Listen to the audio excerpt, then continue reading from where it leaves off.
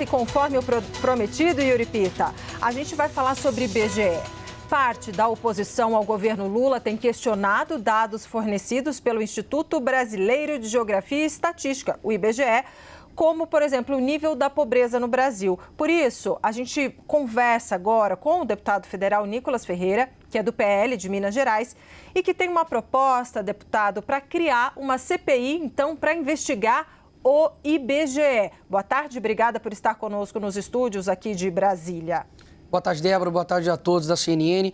É isso mesmo, a CPI, a Comissão Parlamentar de Inquérito, ela tem a competência de fiscalizar e conseguir, de fato, convocar e esclarecer os fatos e, no fim das contas, trazer um relatório condenando ou não ali o alvo dessa CPI, que, no caso, é a gestão do Márcio Postman, que tem aí um histórico, que é um ex-filiado, né, aí ao PT, foi, na verdade, afiliado ao PT, um ex-presidente do Instituto do Lula, um economista que adora uma intervenção estatal e que, por diversas vezes, utilizou-se desse instituto para poder fazer aí manipulação de dados e ajudar o atual governo com interesses políticos. Mas em que pé está, então? Você que acabou de começar o ano legislativo, mas já estão colhendo assinaturas? Isso, nós estamos colhendo assinaturas, é o trâmite de toda a CPI. Então, nós estamos coletando todas as assinaturas e está tendo uma adesão muito grande. E acredito também que o próprio mercado financeiro, converso com diversas pessoas na área,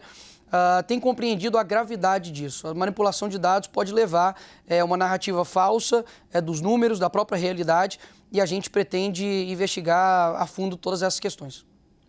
Deputado, muito boa tarde. É sempre importante ouvi-lo. Yuri Pita falando aqui de São Paulo. Quais são alguns os indícios que o senhor ou colegas do senhor já têm para fazer afirmações de que estatísticas possam ter sido manipuladas? Uma questão é a crítica que houve, por exemplo, à ideia de Márcio Postman de criar aquela fundação IBGE+, criticada dentro do próprio IBGE, e ideia da qual tanto o presidente do IBGE quanto o Ministério do Planejamento anunciaram um recuo, suspenderam esta ideia de criar esta outra fundação. Mas em relação aos dados divulgados pelo IBGE, seja em relação ao censo, seja em relação a dados econômicos, né? O censo populacional, por exemplo, pode levar o seu estado de Minas Gerais a ter uma cadeira a mais de deputado federal a partir das eleições de 2026. Quais são os elementos que já existem, indícios, para que se faça uma afirmação de eventual manipulação de informações? Obrigado, Yuri Pita.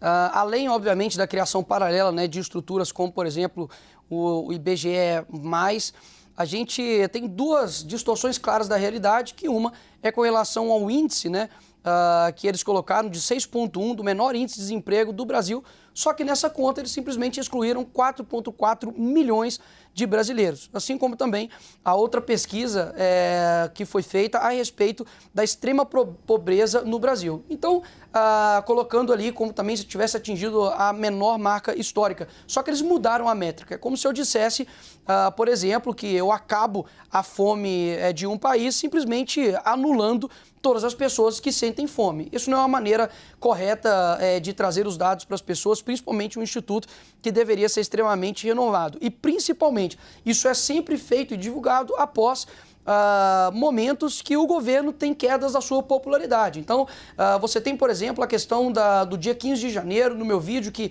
um dia após conseguiu ali bater quase que uma desaprovação histórica do governo Lula, e você percebe que já começa-se a ser divulgados alguns dados no sentido de melhora do país. Realmente, esse país que o IBGE coloca só está no paraíso da mente do Márcio Postman. Eu vou chamar o Pedro Venceslau, não sei se ele já está posicionado conosco, também para fazer uma pergunta para o senhor Pedro, já aqui contigo, deputado. Pedro. Deputado, boa tarde. Tramita no Congresso Nacional um projeto de lei para reduzir a idade mínima dos postulantes à presidência da República. Hoje ela é de 35 anos, o projeto prevê 29 anos. Eu queria saber se o senhor apoia essa proposta e se o senhor tem planos de eventualmente disputar a presidência da República em 2026. Considerando que o deputado tem 28 anos, né? Eu tenho 28 anos, por lei, de fato, não posso sair candidato à presidência da República.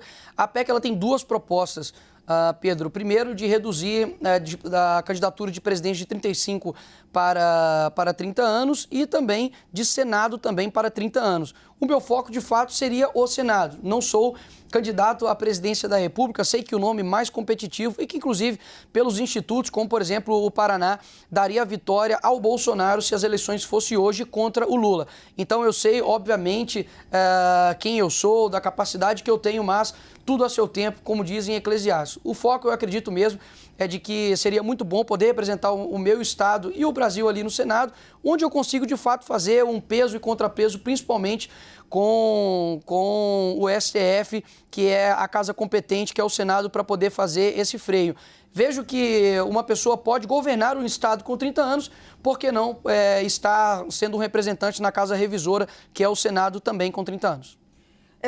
A gente volta a falar de 2026, mas só para a gente concluir o tema IBGE, gostaria de saber, então, o senhor falou, olha, estamos coletando as assinaturas, etc. Mas qual o senhor avalia? Não sei se o senhor já chegou a conversar com o presidente Hugo Motta, presidente da Câmara dos Deputados, sobre esse assunto. Qual a disposição também, né, para de fato essa CPI ser instalada caso consiga o número necessário de assinaturas? Eu estou para conversar em breve com o novo presidente da Câmara, Hugo Motta, para poder, de fato, ver a habilidade disso. A gente sabe que CPIs dependem de um apoio interno, mas também dependem do aval do presidente da Câmara. Eu acredito que é de interesse de todos de investigar esse instituto que foi durante a gestão do Márcio Postman, afinal de contas, quantos dados que foram utilizados por questões políticas e não, de fato, para mostrar um extrato da realidade.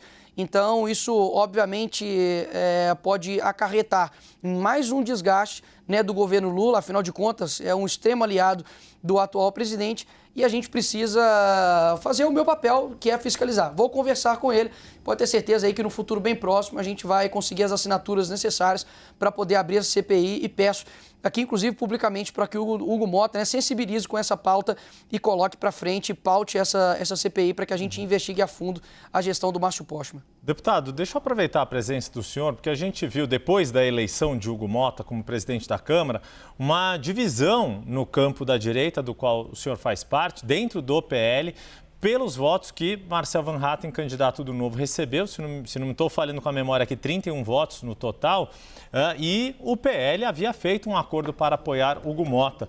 Como é que o senhor viu esse racha, essa disputa? E pergunto, o senhor votou em Hugo Motta? Sim, já deixei isso publicado.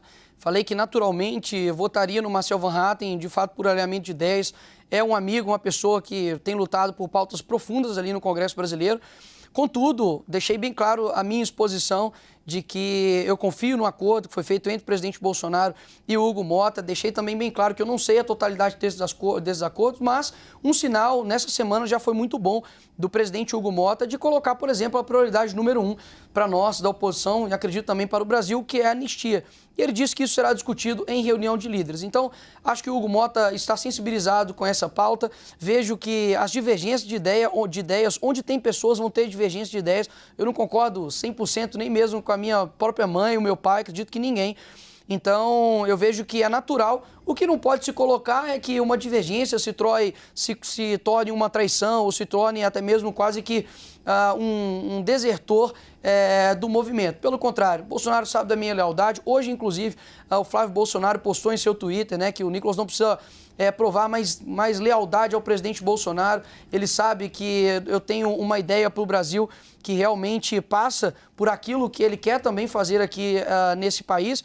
E espero que a gente consiga colocar o Brasil para frente, voltar às pautas importantes. Tem muita coisa que tem que ser feita aqui no nosso país, tem um potencial gigantesco e eu acho que a gente precisa, de fato, se unir para poder construir um país melhor. Ainda dá tempo de fazer mais uma perguntinha, porque o deputado tem voo daqui a pouco. Pedro Venceslau. Deputado, esse é o momento que os partidos estão fazendo as indicações para as comissões. O PL tem direito de escolher uma comissão grande e está dividido ali entre a Comissão de Finanças e a Comissão de Relações Exteriores, que seria com o Eduardo Bolsonaro, o representante. Qual comissão é mais interessante para o PL nesse momento? O que o senhor defende internamente na bancada? Olha, eu acredito que seja das relações exteriores. Eduardo Bolsonaro faz um trabalho importantíssimo internacionalmente, tanto no Ocidente quanto também do lado oriental. Acredito que a gente vai ter uma interlocução maior agora por conta da vitória do Trump. A Credem pode ser um espaço aberto para as discussões, para poder, enfim, trazer convidados no que se diz respeito à liberdade de expressão, com relação ao que aconteceu nos anos passados, né, com as Big Techs, enfim. Eu acredito que é um espaço que a gente vai poder aproveitar e, principalmente agora, por conta, né, das eleições do Donald Trump, a gente vai conseguir explorar mais na Comissão de Relações Exteriores. Deputado, para encerrar, voltando a falar de 2026, eu fiz uma entrevista com o ex-presidente Jair Bolsonaro, acho que o senhor chegou a ver, e aí ele falou, não, vai falando aí os nomes, eu falo um por um. E aí eu fui testando os nomes, né, que poderiam ser pré-candidatos à presidência da República. E aí falamos de Ratinho Júnior, falamos de Ronaldo Caiado, até Gustavo Lima, etc. E no fim das contas, o que o presidente disse, o ex-presidente, claro, ele é o candidato até os 48 do segundo tempo, ele disse isso para mim, mas disse o seguinte, olha, o meu filho Eduardo Bolsonaro, o meu filho Flávio Bolsonaro são capacitados. E aí, quando perguntei sobre Michele Bolsonaro, esposa dele, ele disse que sim, que ela é um nome muito forte e que ele poderia ser, eventualmente, ministro da Casa Civil.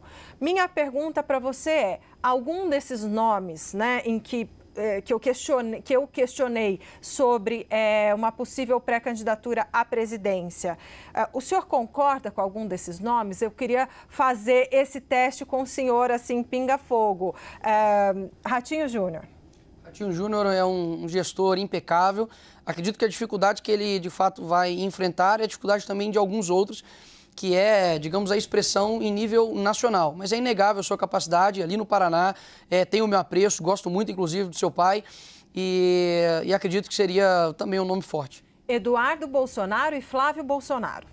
Eduardo Bolsonaro é o deputado mais votado da história do nosso país. O Flávio Bolsonaro é senador, ou seja, ambos são nomes fortes, principalmente por conta do apoio do seu pai, Jair Bolsonaro, que, como eu disse, é o nome mais competitivo. Acredito que se o Bolsonaro colocar a mão, obviamente estão dentro da disputa. Michele? Ela tem um apreço gigantesco, acredito que seja a mulher com maior aceitação no nosso país, diferentemente de outras primeiras damas, e vejo que ela também é um nome extremamente forte. Para encerrar, Pablo Marçal.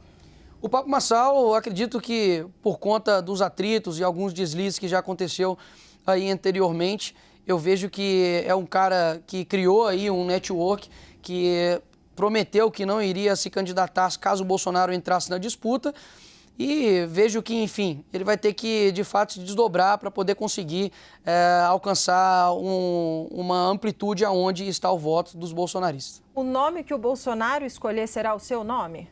Sim. Eu acredito no presidente Bolsonaro, eu vejo que ele é uma liderança. Talvez muita gente tenha nojinho, falava, o Bolsonaro falava palavrão. Pois é, agora aí o café e azeite está sendo um artigo de luxo aqui no nosso país.